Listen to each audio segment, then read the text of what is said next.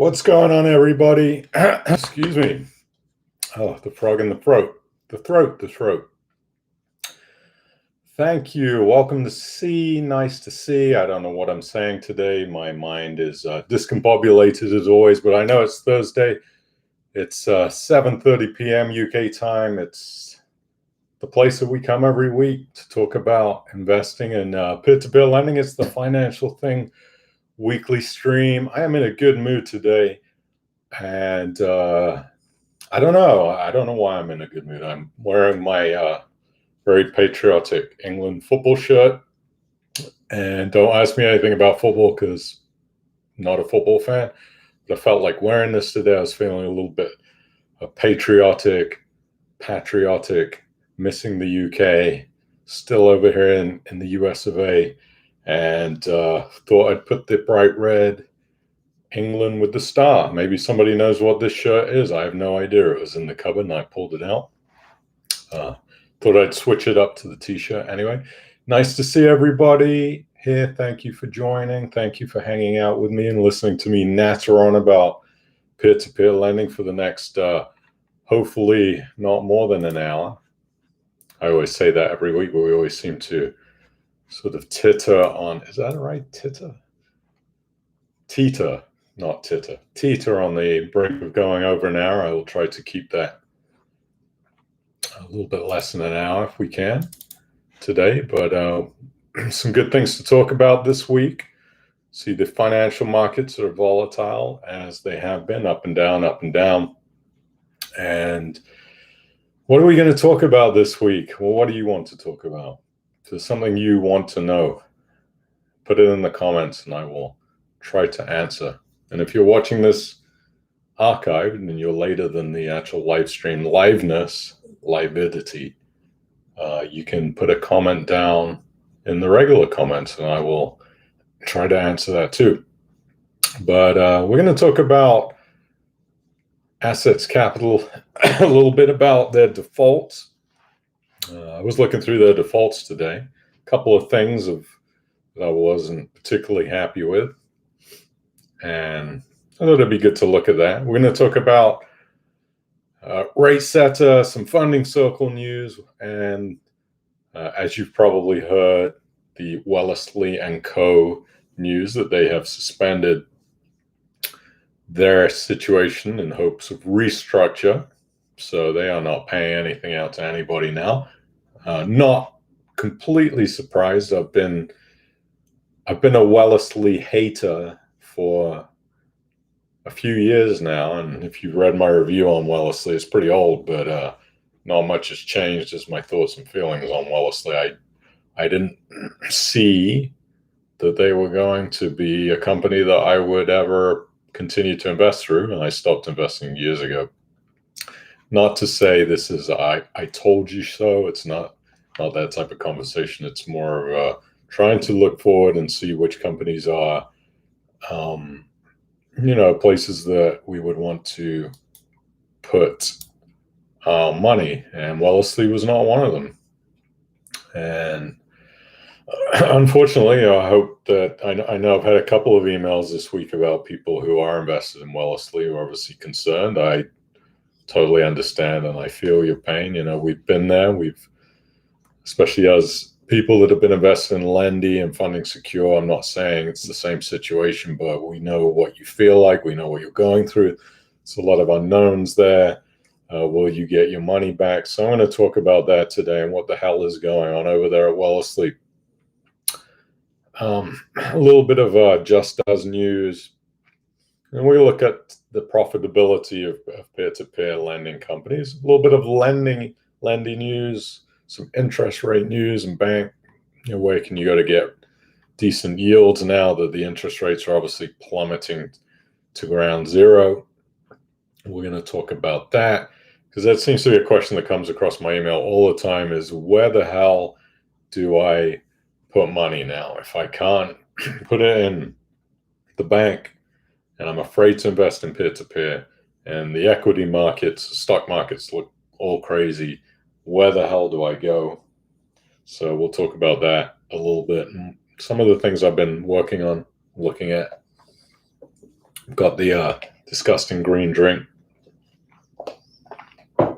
So, yes, that's what we're going to be talking about this week again. Thank you to everybody who is here on the stream. Hi, Alan in Basingstoke first today. Well done to you. I should give somebody a prize for being the first commenter on the stream. I wonder what that could be. Maybe like a Financial Thing t-shirt or a Lloyd's Bank share. That wouldn't be worth much. Hi, Norman. Nice to see you in a very cool Sussex. Hi from ES in Chile, Portugal. Colin Perry from the Peak District. Mr. Double D, Dave Dawson from Stoke is here. Paul Stetson, good evening to you. Mike Powell, hi, how's everything going? I did not get the backup battery taken care of. I've been looking into that, but I didn't see very great reviews on Amazon about any of the backup solutions that they sell, so I'm still sort of researching that. But hopefully next week I'll have that taken care of. I think there's a ghost in here. But it's sunny and warm today. I don't foresee any power cuts. It was sort of a freak storm that came through last week. So hopefully no power cuts this week. Hi, Brian from Woburn, and thank you for everybody who was so patient. I know occasionally I'll have a technical issue.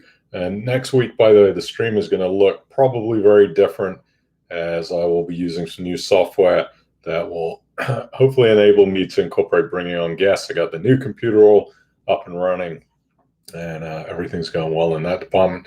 So yes, I hopefully have a guest in the next couple of weeks who you'll be happy to have. Chimpo Naughty, Darren in Chimp Bridge. Nice to see you. Hopefully you've had some bananas tonight. Aki Chat, well done. Nice. Thank you for the thumbs up. Push, John Day from Nottingham. Very dark this week, yet coming into the winter. Hopefully your Nottingham Forest football team is doing well. I don't even know if they're in Nottingham, I would presume, right? Chica Boy. Hi, nice to see you, Chica Boy. Is it Chica? I don't know. Chica Boy. Nice to see you, Chica Boy. In Folkestone. Stephen in very dark Nottingham also. And Tony Walton from the West Country. Nice to see everybody. Thank you for joining us. So we're going to get to it. By the way, quick announcement again, as I do every week. Please join the Funding Secure Action Group. Mr. Mark Mason, who is sometimes here, helps out with that. And Mike Powell, very active member, along with Lisa, over on the Lendy Action Group, who have been doing such a great job of representing investors who have gotten their money de facto sucked out of their accounts into the hands of the administrators. So we have the Lendy Action Group. Join up if you haven't yet, if you're new to the stream.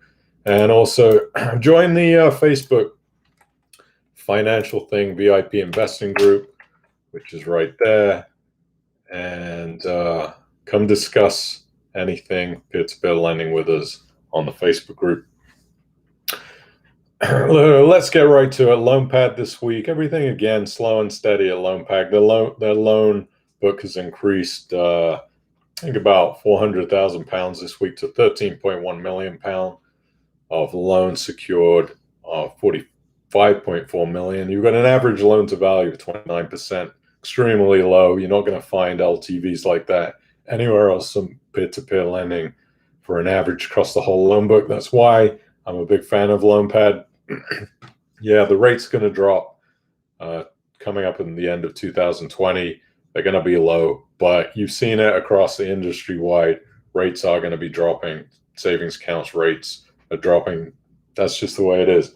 So what else? 2,128 lenders. They still keep adding people on board.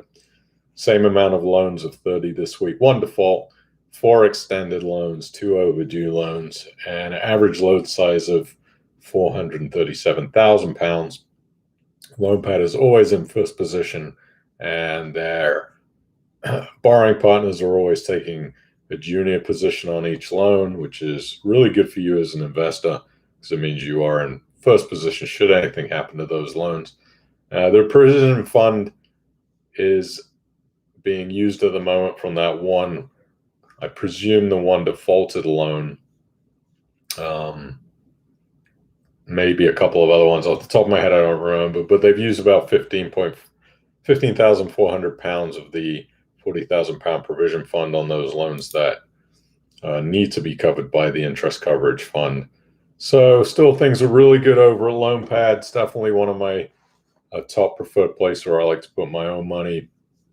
I'm using both the Premier account and the Classic account, a little bit of money in both, 60-day access and the what is today accessible money. So yeah, really happy with Loanpad so far. They again are one of the bright spots in peer-to-peer lending, which is, if you look at the general sentiment of peer-to-peer lending right now, it's doom and gloom, but I still think there are some bright spots out there. Loanpad being one of them. Assetz Capital, I checked the discounting on the quick access withdrawal sales marketplace. Again, still high, 8.8%. If you want to pick up some loans account, you can do so. They have begun their retail lending again, which happened, I believe, maybe within the last week. And they had a £1 million loan put through Assetz that investors snapped up within 2 hours. I definitely see there's a lot of investor appetite through Assetz Capital. And one thing that, that does worry me a little bit about the SME lending place. We're seeing what's going on with COVID right now. This whole scare of a possible second lockdown. And we're also seeing the results of what's happened to SMEs over the last 6 months due to the lockdown. And we're seeing a lot of SMEs struggling. I read a report of several thousand companies that have closed their doors, SMEs. And obviously, Assetz Capital is a company that does lend to a lot of SMEs. So it's something that is sort of on my radar, how those loans are going to be affected by COVID and what's going on. And Assetz does have a quite a large number of defaults on its books. If you are an investor in Assetz Capital and you go into the marketplace link, you'll be able to see, I think, about 20 or 25 loans in default right now, at least on that marketplace loan page.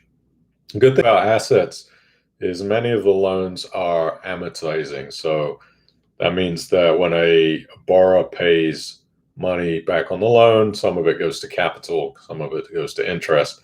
And I'm much happier, more comfortable in amortizing loans than I am, say, interest-only loans. I hate interest-only loans because, amortization loans are actually, the risk of them is being reduced every time a borrower makes capital repayments.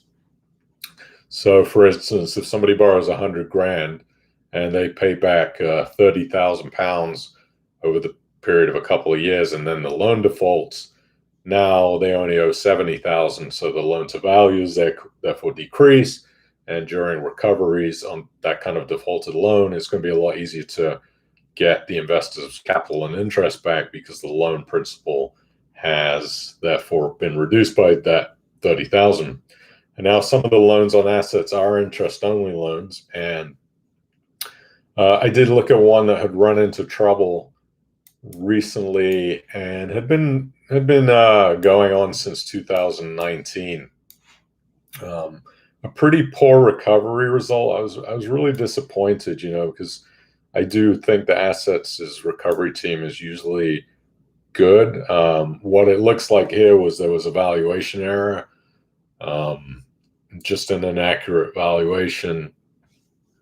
Let's see if I can look at the actual numbers of this. I think the loan was about $1 million. Let's see if I screenshotted it. Yeah, here we go. 1.1 million of principal remaining, and they were only able to recover 530,000 for a portfolio of properties. The loan defaulted with 9 months left on the term, I believe, maybe a little bit longer, but pretty disappointing results from Assetz on that recovery.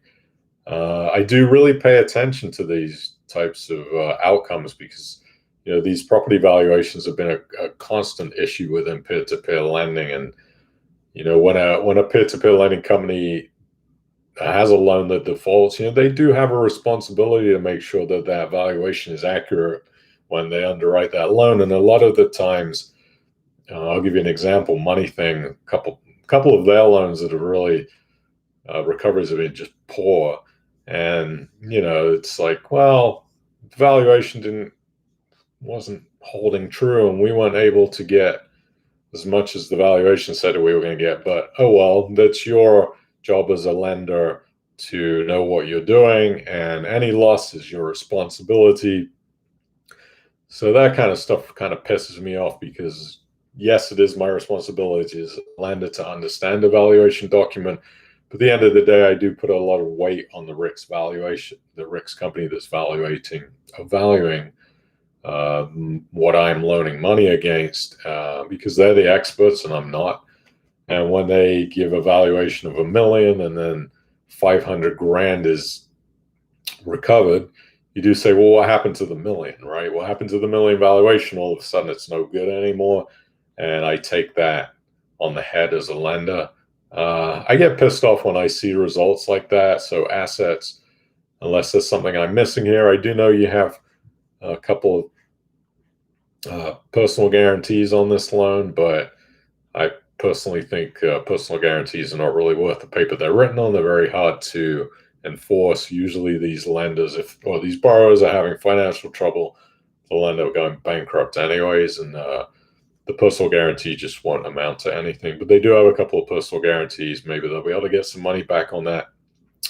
Maybe not. So anyway, so yeah, poo-poo to you on that one, Assetz. What else we got? Ratesetter, we've had a real big fast movement on the secondary market for anybody that's trying to exit. I finally saw my exit completed this week. It took 193 days to get my exit. Finally happened this week. I'm completely done with my exiting amount. I have a little bit of money still left in Ratesetter, but as I've said in previous streams, I believe Ratesetter will eventually just phase out its retail peer-to-peer lending completely, and at rates of a maximum of 2%. I really don't have any interest in being invested with more than a very small amount of money with them. And I honestly, I keep that money in them to keep an eye on the platform and report back to you what's going on. But we've seen a big movement this week. September so far, £12.1 million has been exited and given back to investors who are looking to exit. Question is, why is the exit moving so fast now that the Metro Bank deal is done? Is that because Metro's given them some liquidity money? I don't think so. I just wonder, is Ratesetter really telling us everything? I don't know. I don't really know what's going on over there. I don't know why the exit has been so good this month. So £12.1 million so far in September, and we're still have another 30 days has September, April, June, and November. So yeah, we still got another 6 days of the month. So you might see the 12.5, 13 million pounds exited in September. So if you're waiting in the queue to exit, that's really good news for you. Again, it took 193 days for me to get out. I started March 13th, 2020, when I sort of saw the writing on the wall with COVID. And yeah, so pretty happy to get the cash out of that. Let's talk about Funding Circle. Again, I've been a Funding Circle hater for quite a while. I got into invested with them and then exited out, and then went back in a couple of years later and then exited out. And they reported a £113.5 million loss for the first half of the year. I mean, that's not good news for them as a company. If you look back at 2019, same period of 2019, would have been 1st of January up to June 30th, 2019, they only lost 31.3 million. So they have managed to lose a little bit over 3.5 times as much money in the first half of the year. Their share prices continue to hit the poops at £63.30, far off their launch price. Yeah, I mean, I wouldn't be comfortable being a funding circle lender right now, and I if you can get out, I got out. It just says everything. I don't think it's a good place to be invested at the moment. The company cannot continue to lose money like that and be okay. And we've seen companies get bought out for low minimum values, and it could happen to funding circle if they don't get their things together. Maybe they're gonna have to look at selling, and I don't know what that means as an investor, but not particularly wonderful news. So let's talk about the dark horse of the week. I wish I had a little thing that could pop up on the screen and go donkey of the week or something like that, but it's for you, Wellesley Co. Graham, what was his name? Vanguard, somebody? I don't remember what he used to call himself. But Wellesley has suspended all payments to investors as it looks to get its creditors to back a company voluntary agreement to support a complete property restructuring. Graham Wellesley, founder and CEO, said it was facing liquidity issues due to the pandemic and changing regulatory environment that's made it harder to raise funding through the issue of listed bonds on Euronext Dublin. Yeah, Graham, I hate to tell you this, the reason why it's hard to raise money is because you're not making any money and people don't want to invest in your company. It's sort of basic math. Wellesley is working with restructuring advisors Duff and Phelps, seems like an appropriate name, right? And said a voluntary arrangement offers an alternative to an otherwise disorderly wind down. What does that tell us? That wanting insolvency would result in an inferior outcome for all investors. What that tells me is Wellesley is in really bad financial shape, and it's not looking really good over there. I hate to be the bearer of bad news. That's just the way it is. Times had a story on them. They said that the accountants say that an audited management information indicates the company had made a small profit for the period up to the end of 2019 November if tax, depreciation, and other factors are stripped out. Based on that assessment by the auditors, Wellesley directors say that the absence of current profitability and a negative net asset value may cast significant doubt about the company's ability to continue as a going concern. Auditors have a duty to warn about the value of a company if they do not believe that it can operate as a going concern. David Howe, the accountancy firm Blick Rothenberg, which reviewed Wellesley's accounts, said the financial statements could be a concern for anyone owed money by the business. Now, if you are a mini bond holder, you are technically owed money by the business because you have essentially lent money to Wellesley.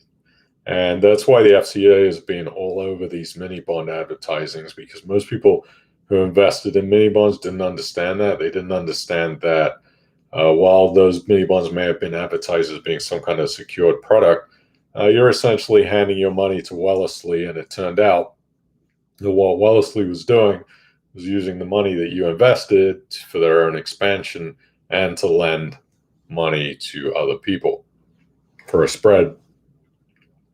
So how much money did people invest through Wellesley?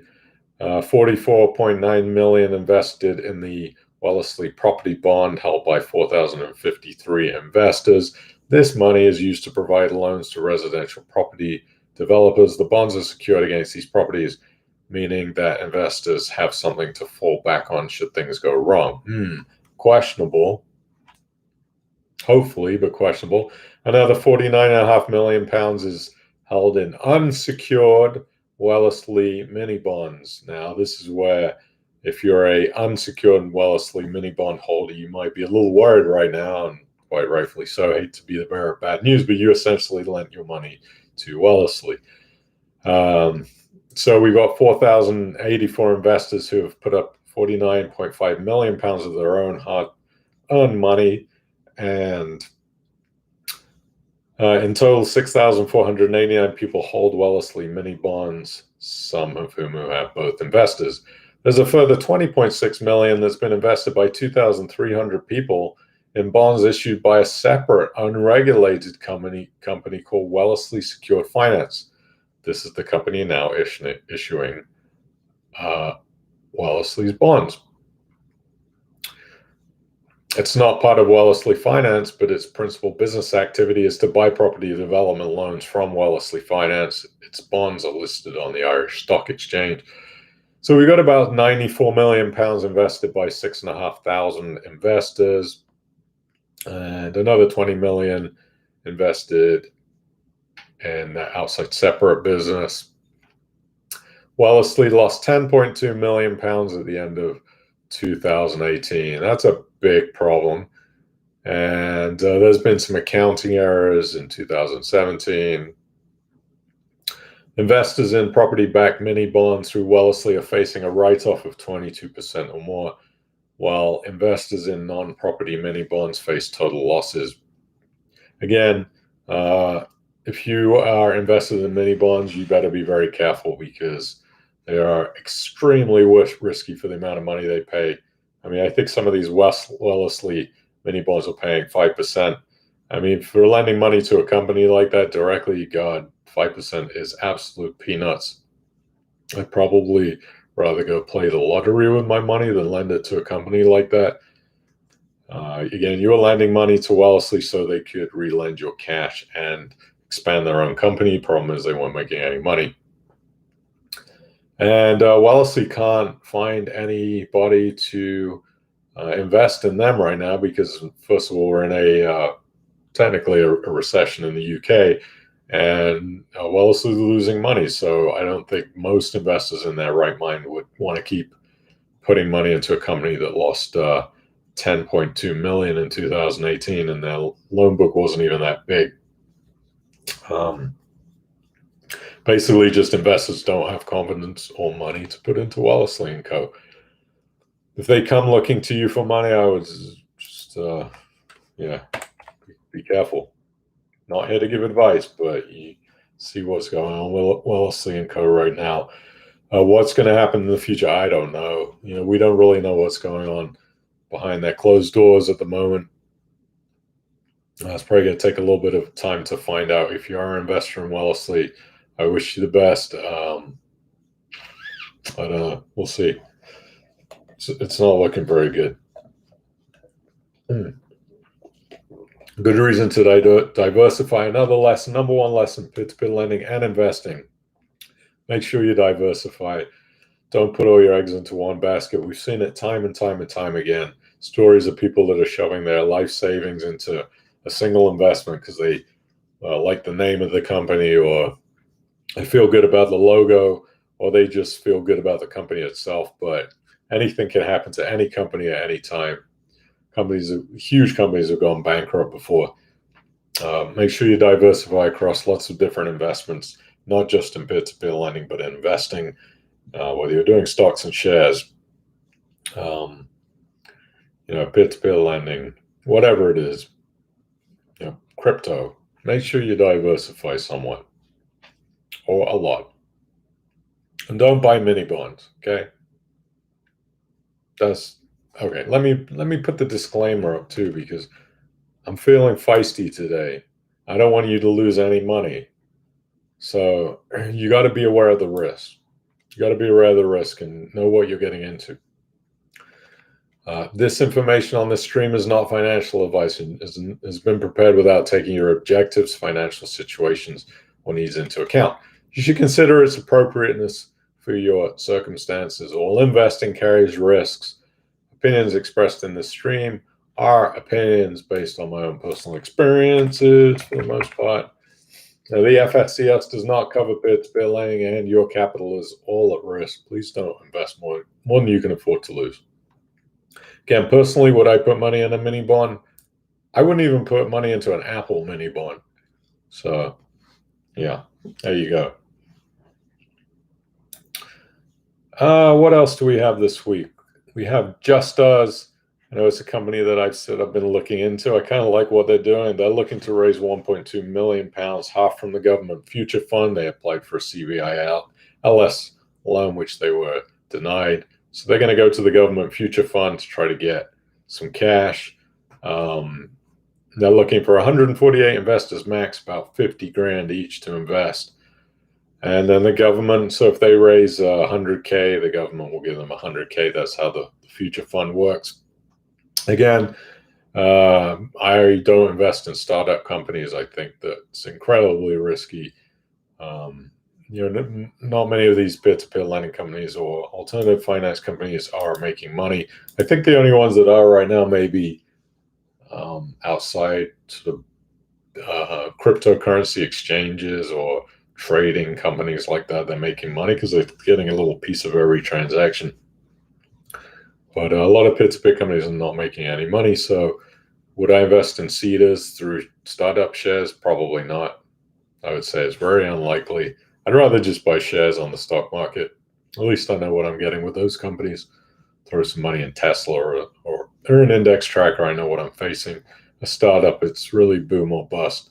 And with an alternative finance, we just haven't really had any boom. It seems to be a lot of bust.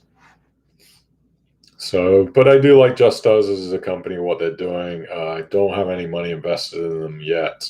So keeping a watchful eye out. So yeah. What else? Zopa increased their one-year rate by a massive 0.08% to 1.28% for the one-year fixed rate. And they've received an excellent rating from Moneyfacts. I don't know why, Moneyfacts is just a website that rates these companies. So yeah, the interest rates are still really crappy, just like all savings rates at the moment. NS&I dropping their rates for everybody that was really excited when we got excited about NS&I, that they were offering this 1% plus, and then boom, they dropped the interest rate hammer and saying on November 24th that rates will be going down to 0.01%. So don't invest in NS&I after November 24th. Balances of less than £646 will earn zero interest, and they are offering 0.15% on the direct saver.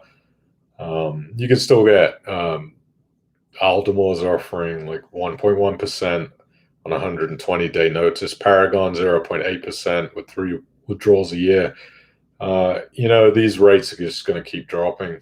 I would say if you go running to one of these companies, don't expect in a week or two or a month that they say, we're dropping our rates by half.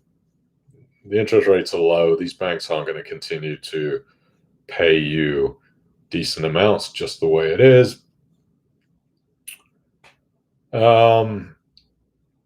So yeah, I mean, what do you do in that case? You got to start looking at different places to get yield. We'll talk about that in a minute. We had a piece of good news. I think it was good news from the Lendy Action Group. Mr. Mike Powell here representing Lendy Action Group. Very big thanks to you, Mike, for doing all that you do. They've had their first court date representing the Lendy Action Group and their investors. That happened, and they've got the court date was basically to set up a timetable for future servicing of evidence, determination of issues, and the degree of FCA's involvement in those issues. And they'll timetable a hearing to resolve any arguments which parties cannot agree. That will happen on the 21st of December. And a process leading to a final hearing, which is earmarked to take place in June and September of 2021.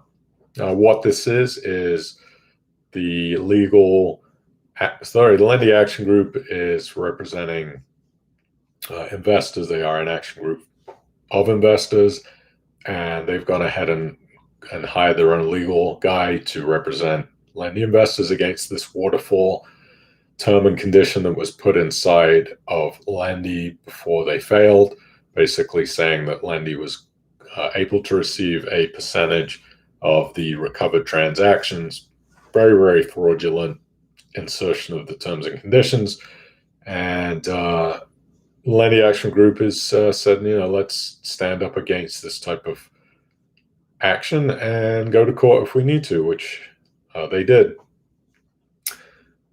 So the Lendy Action Group, Lisa Taylor over there said, of most importance, I am pleased to confirm that the court agreed and ordered that Lendy Action Group's costs from the date of issue of the application will be met by Lendy's estate.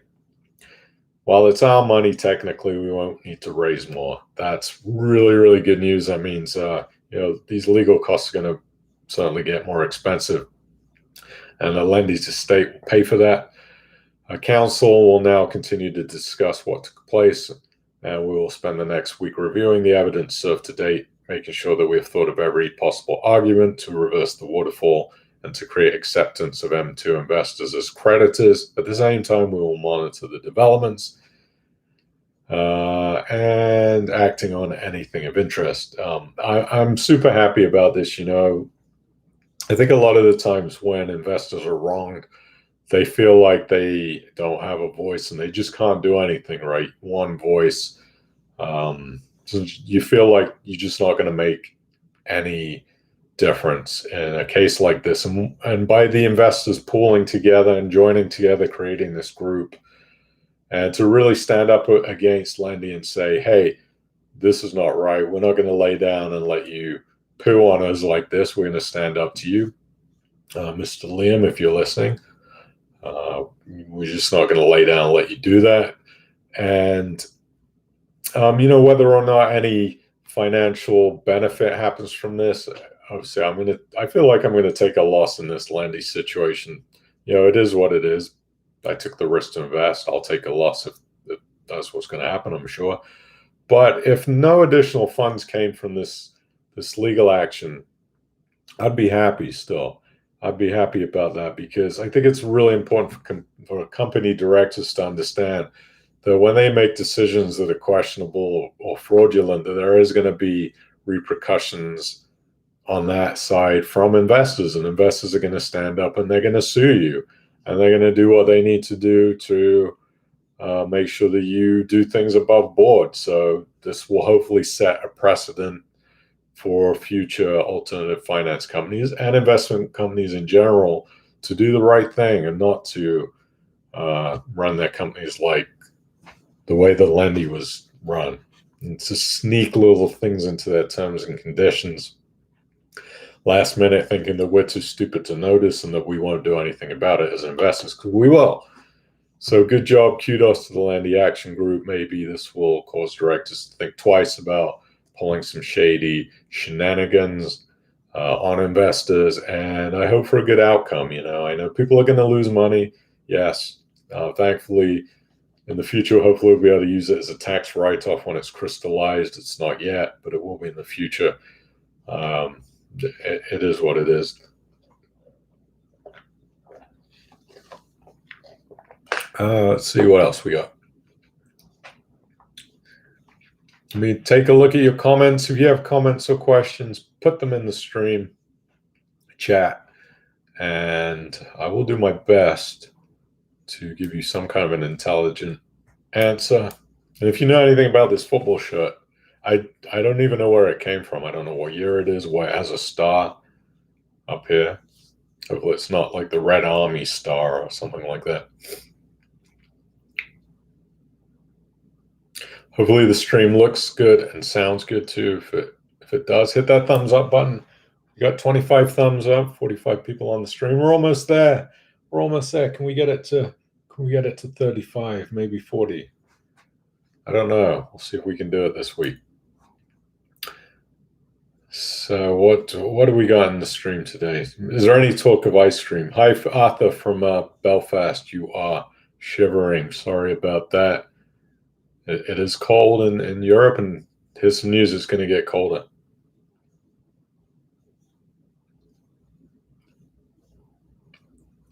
Mike, I put Lendy twice. I did put Lendy twice. You're right. Very keen eye. Here is the funding secure. Maybe it might. You know what? I have for some reason I have the funding secure action group twice in my document here. So let me go ahead and pull that one up. There we go. That one is the funding secure action group right there. Mike, you have such a keen eye for everything. I wonder if you're a detective in real life, like a police. I see you as being a police detective or somebody who's very diligent with their research. So that is the Funding Secure Action Group on Facebook. Thank you for pointing that out. Glad that you're enjoying the picture and sound, Mr. Chickaboy. Hopefully you're behaving yourself out there in Folkestone, near the water. Hi, Yashar Zay. I hope I pronounced that right. Could you please talk a little bit about government bond ETFs versus a CD ladder, especially considering painfully low bond yields? Yeah, absolutely. Usually with the bond ETFs, you're gonna probably score a little bit more of a yield, and you might get some NAV appreciation, so a price of the appreciation on the ETF itself. You're not going to get that on a CD ladder. You're just going to get whatever the rates are. So I'm more of a fan of the bond tracker funds just for the chance of the appreciation of the bond fund price. And I usually like bond funds that have a bit of corporate bonds in there, not too much. Like the one I like right now is the Vanguard Global Bond Fund. I think it has about 15% of corporate bonds in there, just to try to get a little bit of growth there on the price. But I don't think you're going to see much movement in those bond funds right now. I think you're probably best to use them as more of a hedge against a stock market correction, even though they will move if the market corrects. But if the market corrects, your bond fund's not going to sink by 30 or 40%. So we'll give you a little bit of appreciation, hopefully, and you can also use the income options if you want to try to get some income off. You're not going to get a lot, but I'm finding that my bond allocation right now is actually pretty low, just because of the interest rates being so low. And I think the younger you are, the less of that bond you need. You just don't really need any bond funds if you're in your 20s, 30s. I don't know that I would really have much in a bond fund. And bond funds are useful when you get towards retirement age, 40s, 50s, 60s. You want to try to protect your capital. You can't put it in a savings account because you just, inflation in the UK right now being, I don't know, what is inflation? Not much. But how much is inflation? Inflation is, somebody help me out here, 0.2%. inflation. So we got super low inflation, low interest rates. Savings accounts just not going to do you any favors. So you do have to look for the yields in other places. Again, I'll talk about what I think the solution to that is if you're willing to take some risk. But yeah, I like the bond funds more than CD ladders, and they're easier to deal with because you only have to buy one thing. I don't want to have to chase CDs. Too much manual labor there. John says Nottingham Forest is just outside Nottingham City. Oh, okay, cool. And then I figured Nottingham Forest was near Nottingham. That would make sense.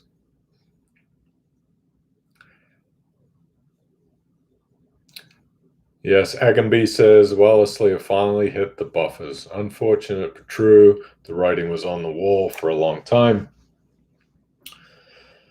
Hopefully you read the Financial Thing review, at least to get information.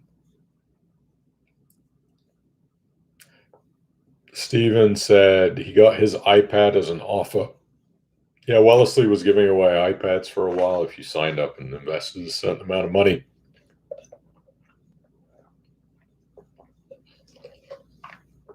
A lot of people went in just to get the iPad. Maybe that's what sunk them. Just too many iPads. Cuffling, Dave says Cuffling seems to have quite a few loans that have not gone live yet. Seems to be taking longer than normal. Any feelings on that? Yes, Dave. Everything is slow because of COVID. It's just getting things like valuations done is taking more time, so things have slowed up. Also, they're doing more due diligence now to make sure that the loans are good. Mike Powell says 59 defaults on Assetz Capital, 10% of the loans. Yeah, too many.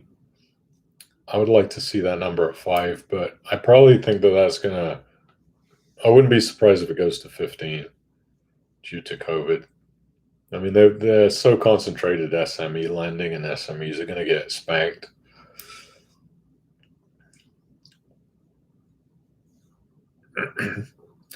I don't think Assetz Capital is as bad as Zopa for defaults in the simple way that if you are an assets investor, you can look at the principal amounts that are owed on some of the loans that are in default have been paid down quite a bit.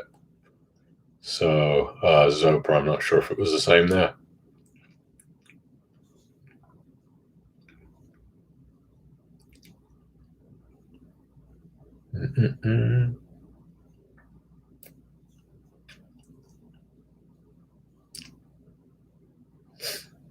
Reading your comments as always, I get a kick out of them. Peter Vince said, when you got out of funding circle, have you got loads of defaulted loans that were very slow to repay? I didn't actually. I was somewhat lucky when it came to that. I don't know if it was just good timing. I've got a few small amounts that are defaulted, but I know I've heard of people who have quite a bit in defaults with them. It just depends what loans you got put into. Very random.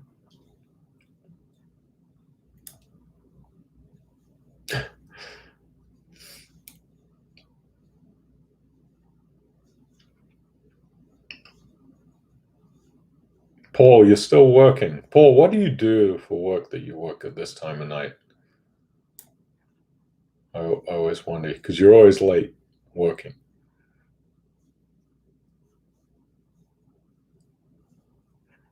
Norman said, what about the old peer-to-peer loans that Wellesley was selling 5 years ago? From what I understand, when they frozen everything, that would include those. I don't know what percentage they were still selling of the peer-to-peer loans because, again, I exited out of those a long time ago. But there's just not very much information about that right now. This is an announcement that has recently happened, so we don't know about those old loans. But if the company has run into financial trouble, then I would guess to say that those peer-to-peer loans would still be serviced as usual. What we don't know is how many of those loans are in trouble. Share Profits has been predicting Wellesley as the next mini bond scandal for months. Yeah, I guess the prophet was right. Well, I don't want to use the word scandal because we don't know if they were scandalous or not. But when they started to really focus on mini bonds, I became pretty worried about Wellesley. I don't like mini bonds. I never have.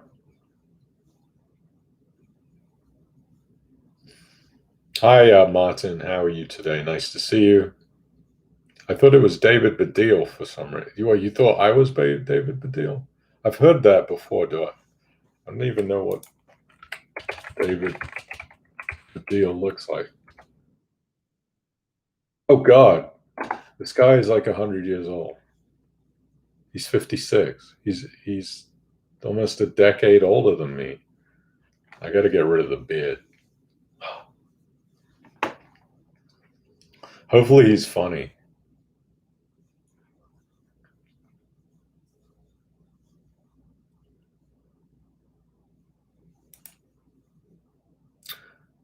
I'm just reading through your comments. Yeah, I think they're a little delayed because some of the stuff I'm reading now is from stuff I talked about a few minutes ago.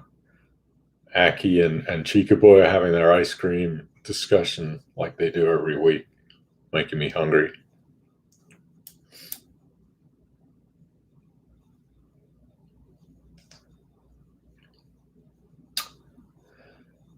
Let's see. Patty. Hi, nice to see you, Patty Gilfillan. You got to tell us where you are, Patty, with a name. Are you in Ireland, or are you in Scotland, or are you in Australia? You're in a motorhome on holiday on my trusty Mac. I thought that said Rusty Mac for a minute. I thought, do Macs go rusty after a while? Yes, so I should put a notice on the wall behind me with disclaimer that I am not giving financial advice. I probably should, yeah.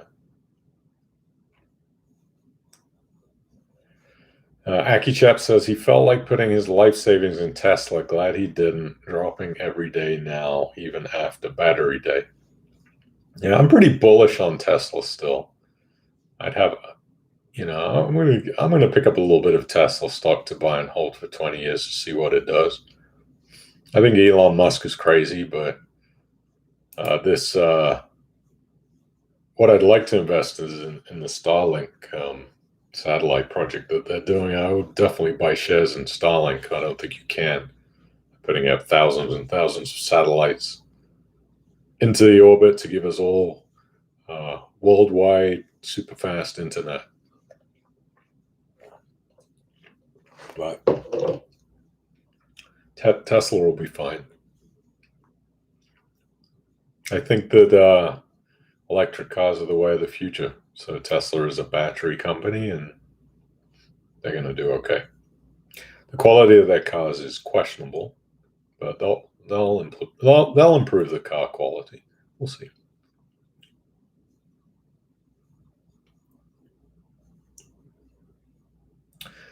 Dave Dawson says, I don't think anyone can put an accurate price on Tesla shares. Currently, it all depends on the future, and only Lawrence has the crystal ball.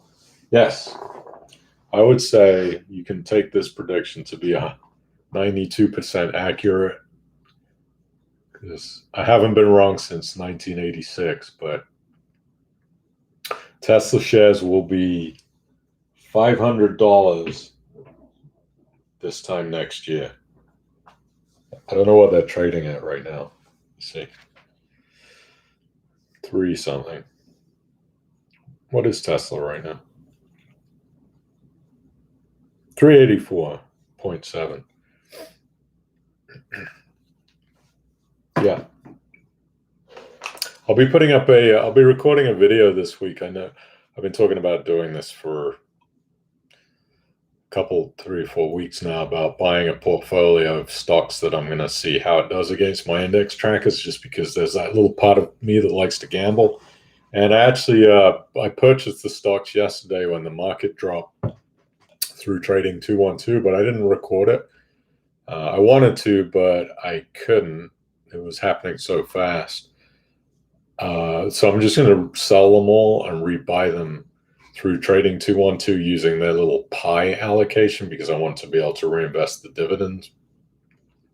And the way that I bought them individually, you can't do that. I didn't realize the way it works. So I was going to sell them all this morning, and then the market was red. No, it's green. So I shoved 5K in the 5,000 pound experiment to see if I could beat my own index trackers. We'll see what happens. So yes, my prediction, Tesla $500 this time next year. Yashia says, is it over for Nikola? Nikola is this electric car company in the US. I think that, the CEO left, right? Yeah, I don't know. I don't think Nikola, well, they've got this thing with General Motors. Yeah, it's hard to say. It's going to be extremely volatile. Seems to be there's these fraud accusations by a short seller, but we don't know if that's true or not. These short sellers are little conniving companies that bet against the stock and then release some terrible news about the stock to get the markets to plunge, get the stock price to plunge. Yeah, September the 8th. So Nikola's stock was $50 on September the 8th and closed at $21.15. I think they're going to have a lot of problems, but I don't know. I would bet on Tesla versus Nikola if I was betting on which car company will do well. But who knows?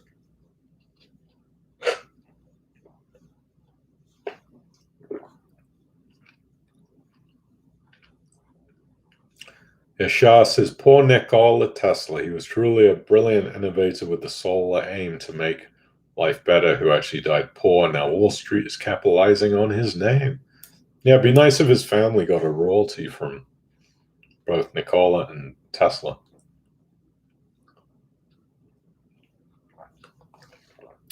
Martin says, Malika, 1951. Did your mother comment on NS&I dropping rates, or is she past caring like the rest of us? Yeah, my mother is 84 years old. God bless her. She doesn't even look at her savings rate accounts. I get to do everything for her, which is fun. But I think she's past caring at her age. She's happy. She actually thinks the money grows on trees and it just sort of sprinkles down on her.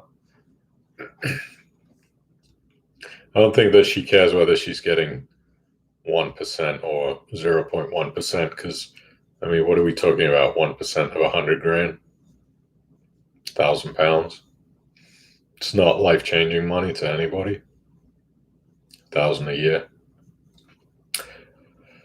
Paul says, why do you recommend index funds and not ETFs for long-term investing on the stock market? Well, ETFs are priced a little bit differently because they're traded. I also find myself less wanting to try to time the market. When I have ETFs, I always feel like it's a stock that I can liquidate quickly. Index trackers, I cannot do that, so it makes me pause and just stop whenever I think about trying to outwit the markets. That's why I go for the index trackers. Hattie says, what's your view on Ratesetter's next move, a capital haircut? No, I think Ratesetter will just continue to pay back investors.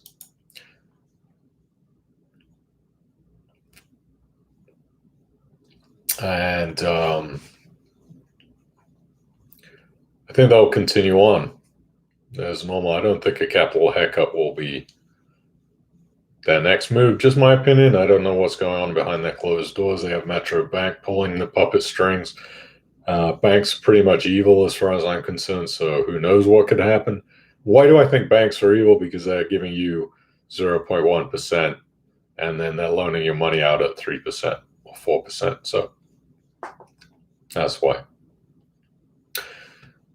Dave says, the stuff you're drinking looks awful. It's actually very tasty, believe it or not. It is spinach, blueberries, bananas, peanut butter, and a little bit of protein powder. And as long as you put the peanut butter in, it tastes great. If you don't add the peanut butter, it's not so good. I drink a lot of this stuff. That makes you poo too.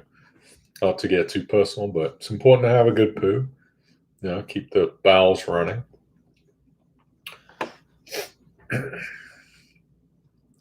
It does look like pond water. Yeah, you're absolutely right, Cheek Boy. Look at that. It's pretty gross looking, but actually tastes good. I'm not a vegetable eater. I just have problems every day eating enough vegetables, so I shove vegetables in a blender and chop up, celery and spinach and broccoli and add peanut butter and some chocolate tasting stuff. And it makes it a lot easier to get down. Thank you for the thumbs up. Plug Chica Boy if you haven't yet. I'm looking around the side of the tripod. Where is it? I can't even see. 35 thumbs up. Please subscribe if you haven't. I appreciate you all being here. I hope you're enjoying the stream. We are going to go a little bit over an hour today. The star is for the 1966 World Cup. Oh, okay, cool. I had no idea. Agam, I don't. I'm not a football fan. I have no idea what the star represented. Andy, and thank you for that information. I would never have known that.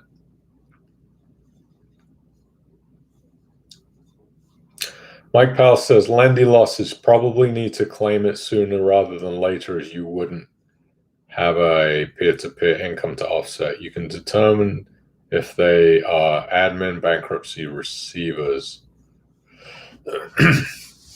Okay, I'm trying to understand what you've written there. Now, from what I understood, I thought that you could only claim a peer-to-peer lending loss if it had already been crystallized, so it had to be completely finalized. So maybe, Mike, you can put your input in on that. And I know a lot of the loans haven't been crystallized yet as a complete write-off.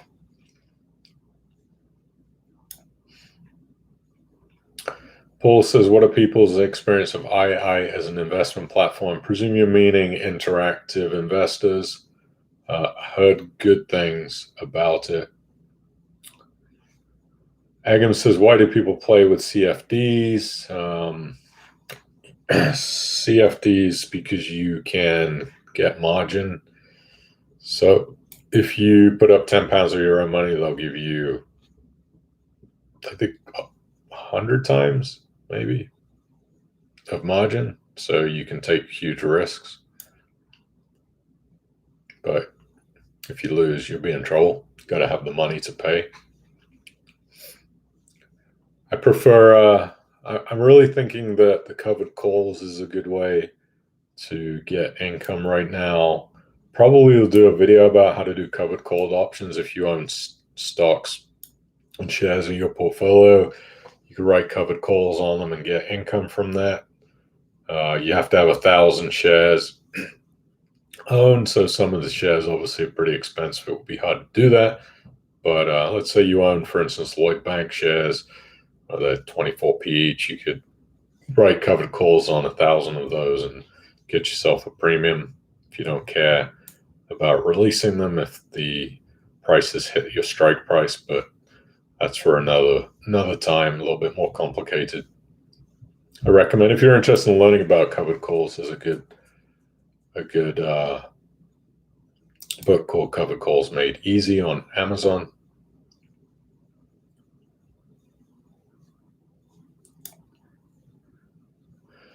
Thank you for the Desperate Dan comments, Chica Boy. I try not to look like Dennis the Menace or Dennis the Menace, as you wrote. Andy N says, where's best to keep your emergency fund now that no interest on most access? Is it best to keep it under the mattress? I mean, and it's best just to find a place. You can get a Paragon bank account, get 0.8%, 3 withdrawals a year. Just whatever interest you can get, that's the best place to put your money on your emergency fund.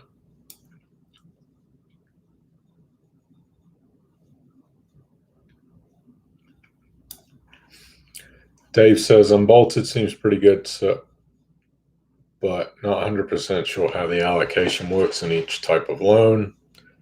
Any info on the mechanics of how it all works? I presume you're talking about the auto invest, Dave.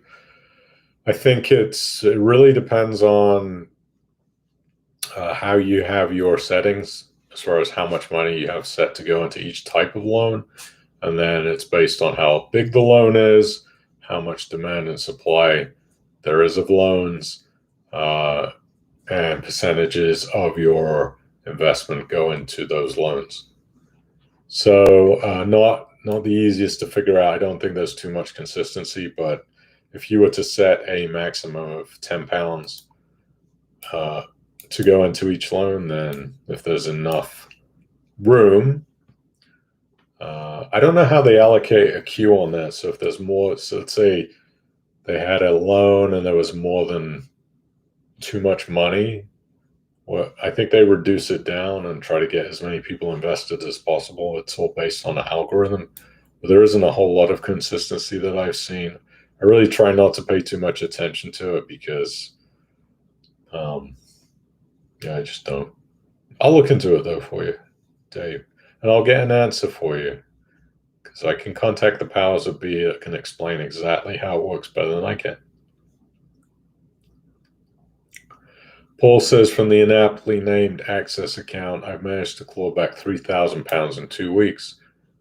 Yeah, Patty, the queue has been moving a lot faster this month, so I don't know where you are in the queue, but hopefully it will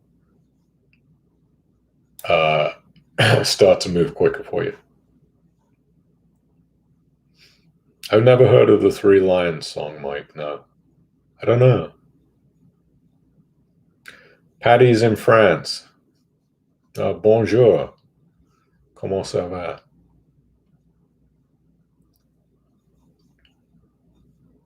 Yeah, I don't know much about David Baddiel.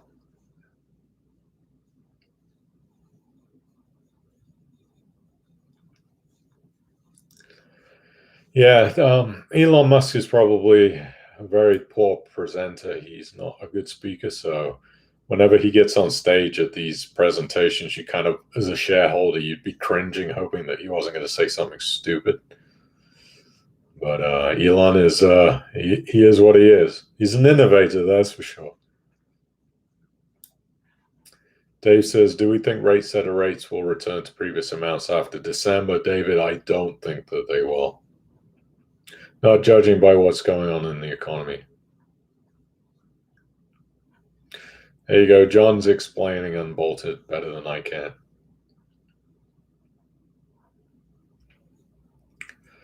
Aki says he hasn't had a good poo in 2 days. Yeah, that's my fault for even talking about stuff like that.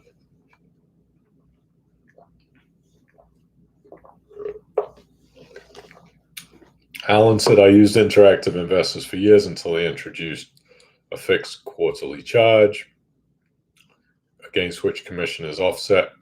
You can use Trading 212 and not pay any charge. I don't know if their trading prices that they give are as good as other companies. I haven't checked them side by side.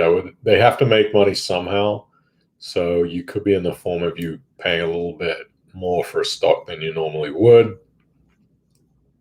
But I'm talking about small amounts and not too concerned about it.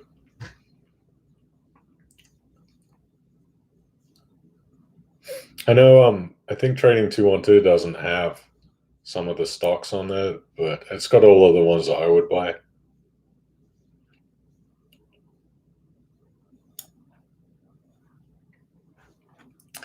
David, yes, you do have to be listed as a sophisticated investor to do covered calls. It's not difficult to get listed as that, though. You just have to fill out the sophisticated investor little check thingy and apply for it. You have to apply, but it's not too difficult. John says, any thoughts on inflation-linked bonds for some safe income? I don't use them personally, but I mean, inflation's so low right now, I don't know that that's going to really make a big difference. 0.2%. I started investing some money into the Vanguard Global Bond Fund back in, it was a couple of months ago, 2 or 3 months ago. I put some extra cash in there for a family investment, and it has been performing pretty lukewarm. Let me look at it. I just don't think you're going to get too much out of any of these bond funds unless you go corporate and you want to take a risk. But I started in June 17th with a new global bond investment, and I think it's returned about 0.5% since then. But prior to that, I think it done about 5%.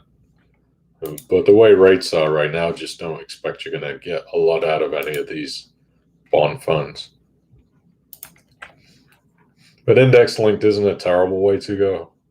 But, sorry, inflation linked. You're just not going to get much. Mike says you can treat loans as irrecoverable as long as the loan is in legal recovery and claim as losses. CHMRC guidance SAIM 120. Okay, let me look that up. I need to read about that. So if you want to read up about tax losses for peer-to-peer lending, thank you for that, Mike, by the way. You're always so helpful. There's the link. I'm going to take a read on that, figure out how I can write some of these Lendy losses off. Try that out. It's really not disgusting. IG, not IQ. IG. You got to type in what these things mean because, IG, FS, LD. I don't always know. I take a guess. I think II is interactive investment.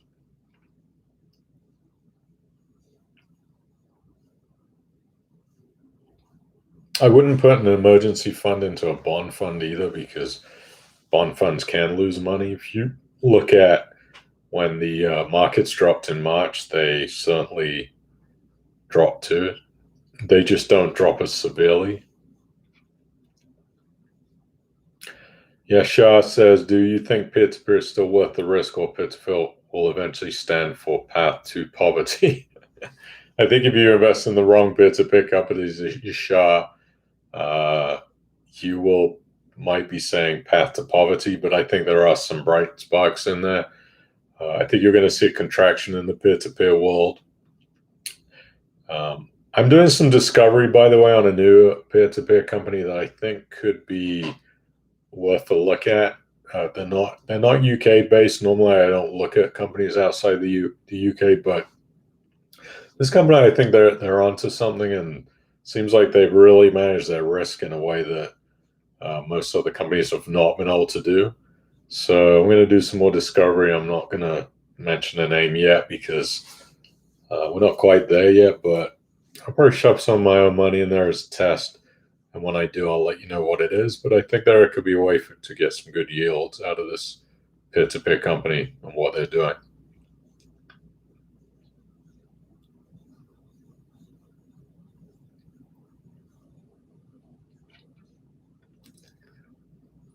Yeah, I think peer-to-peer still has a place in a diversified investment portfolio if you can pick the right ones.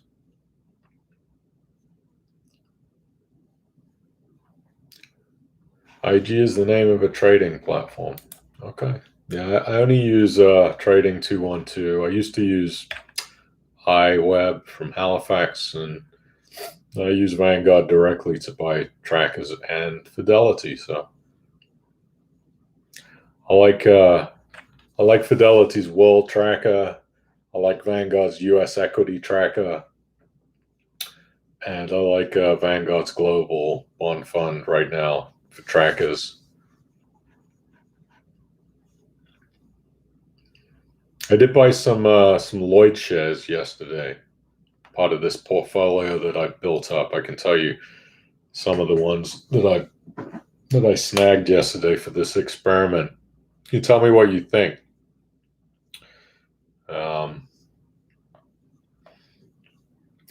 I picked up mostly American companies, AbbVie, some Google, Alphabet Class A's, Alteryx Software Company, Apple, DocuSign, Etsy, Fastly, Lloyd's, NextEra Energy, Salesforce, C Unlimited, Shopify, Tesla, and Trade Desk.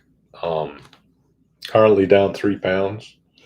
But how I picked out those companies was I paid for a stock trading newsletter because I wanted to see if the pros knew something that I don't know, which I imagine they don't. Again, this is an experiment. I picked a few companies that I like, that I think are going to do well over the next few years. And I picked up Lloyd shares because I think at 24p, Lloyd's has room to grow and to move. I don't know if I'm right or wrong about that, but I think they'll rebound. But I'm going to do a video about that and show you exactly what I did and how to use Trading 212. I'll probably buy the shares live again. Well, I'll sell them for the £3 loss probably today. I don't know. We'll see.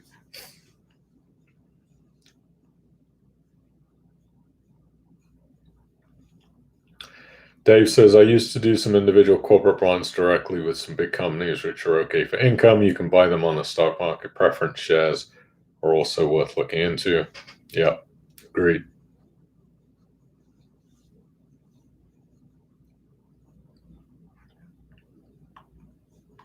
Okay, I think we're going to wrap it up for this week. been nattering on for 1 hour and 14 minutes. Thank you, everybody, for joining. Please hit the thumbs up. Please hit the subscribe button. We'll see you next Thursday at the same time, all being well. Hope everybody has a great week. Be safe.